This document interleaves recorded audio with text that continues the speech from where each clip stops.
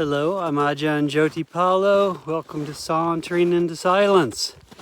If you tell people you like meditating outdoors, I don't know how honest that is if you only go out when it's nice. Oh, this is nice. It still looks like winter, and it feels like it most of the time still. Spring is starting to make its appearance every once in a while. The nighttime is still getting well below freezing. Like we had 10 degrees Fahrenheit the other day. Daytimes are getting up to around 50 though. So that creates not such favorable conditions for sauntering. There's still too much snow out there in the forest, 2-3 feet of snow. So if you're out there walking, the snow's kind of mushy, and you'll sink down to your knee or to your hip, and your boots will fill with snow. So it's just not really an option. Hiking on the roads during the nighttime, they freeze over and often a thin layer of ice on them, so that's not safe. In the afternoon, it's pretty thick mud, so it's not safe either.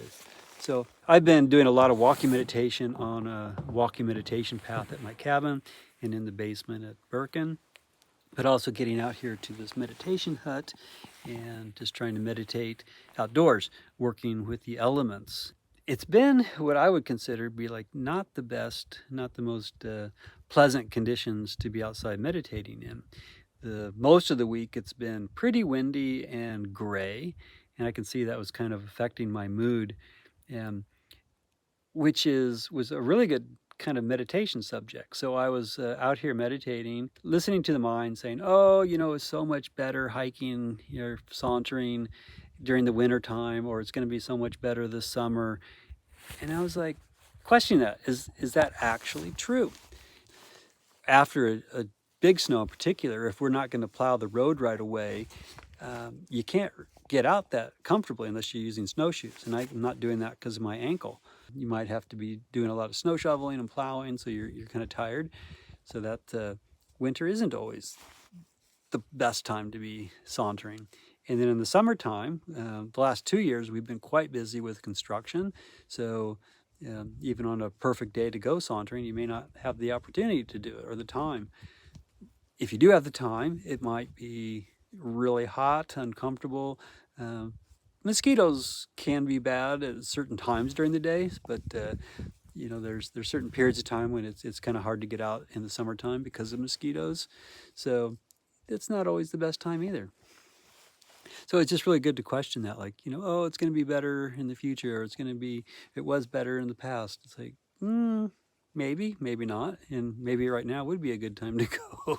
So just watching that is just quite fascinating. The other thing too is, especially 2 days ago, and it was really kind of gray and overcast, and I just felt really tired and I just felt heavy, and I was like, if I'd followed my defilements, I would have probably gone back to my cabin and taken a long nap that afternoon. But I was like, no, let's come out here and meditate on this little island. And it was really windy. And I was noticing that like the wind element is one of my least favorite. I'm a water person, and I think I'm turning into an earth element. I love rock formations and paying attention to that kind of aspect of nature. And it used to always be water. I just loved water, and but wind has been my least favorite, just because I find it. I used to live in New Zealand. It was a really, really windy there. It's like a small island between two large oceans, and it would just create these really strong winds. And I just not want to be outside, just because it just feels abrasive to me. So when I was out here, it was kind of that same kind of intensity for the wind.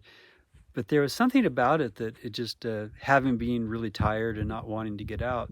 It was sunny yesterday when I was out here doing this, and so the sun felt good. But then just like when a really strong wind would come in, it would blow all my body heat away.